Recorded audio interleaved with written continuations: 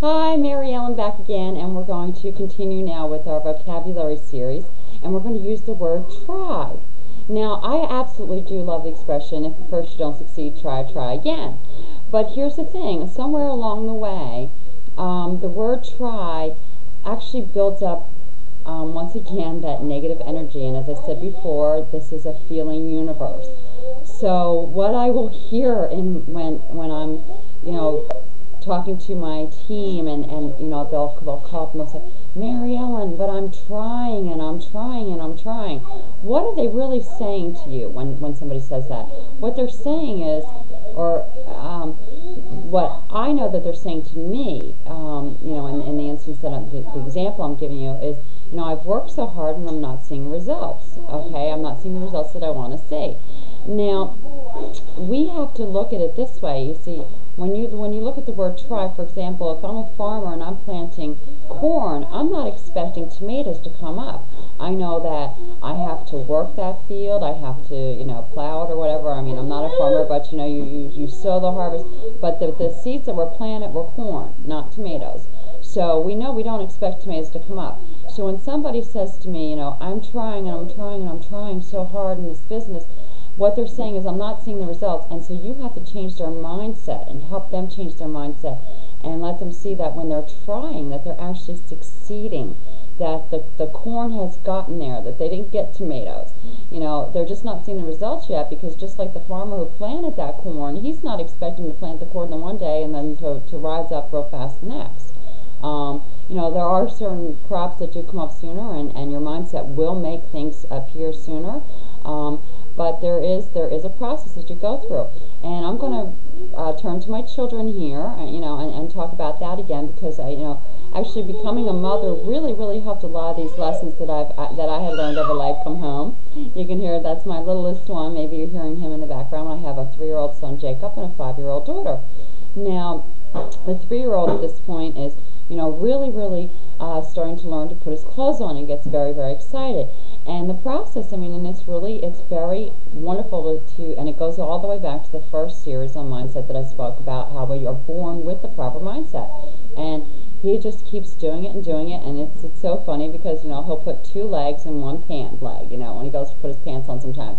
And jackets, because of the way they, the shirts, it's like we get over the head, the arms can come out, but jackets sometimes they end up upside down and backwards, or in the beginning he was putting them on, putting his arms in and didn't understand why it wasn't, you couldn't zip it up because the zipper would be in the back. But he just kept doing it. You could say he kept trying over and over. But here's the difference. Here's the difference with my son. Here's the difference when we were children or when we were younger. Really what he's seeing is the end result, the clothes going on.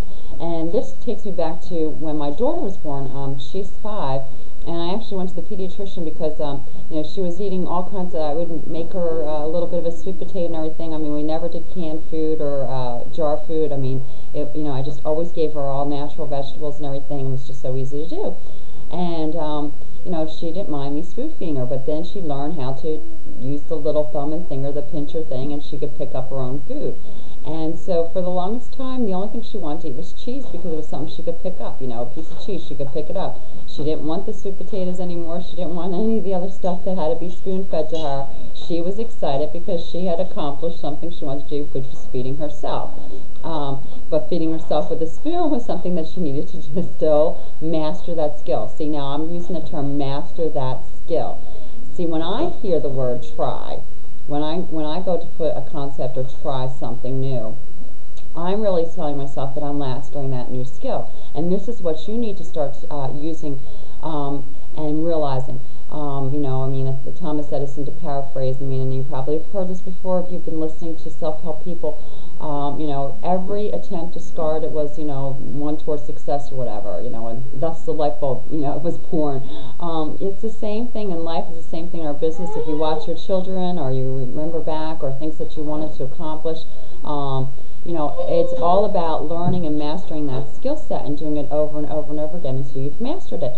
But every time you're attempting, see, every little step on the journey is a step towards success. So you have to see it's no longer a try. I want you to do a little exercise here with me and indulge me. I want you to put a pen or pencil or something on the floor, and I want you to bend down and I want you to try to pick it up. So if you're actually doing that, you're sitting there and you're reaching, and you might even grab it and lift it up a little bit, but you're not going to actually really pick it up because I said the word try to you, okay? Are you getting the concept here of what the word try has grown to mean to us as adults?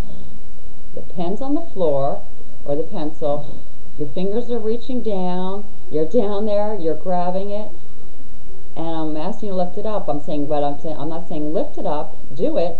I didn't say do it, I said try to do it. So if I'm saying the word try, then you're actually not going to be able to pick that pen or pencil up and put it on your desk because of what we have now associated the feelings and the connotation with the word try.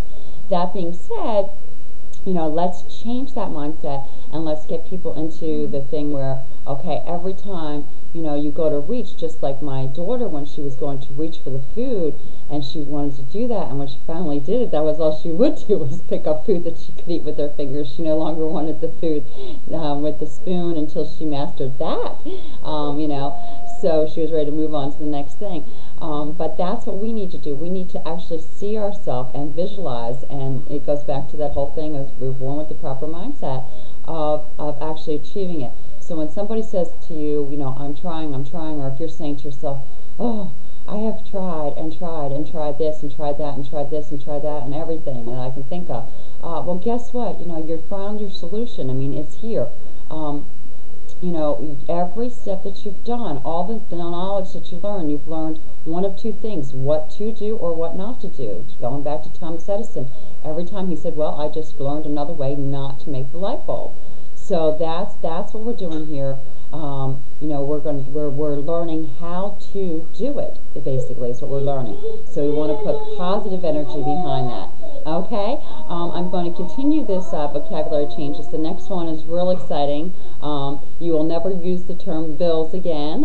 We don't pay bills, and I will explain that one to you in the next video. So once again, my website is www.mentorwithmaryellen.com. You can get some free tools and tips on there to help you grow a profitable home-based business. And look forward to seeing you on the next video regarding mindset and vocabulary changes. Okay.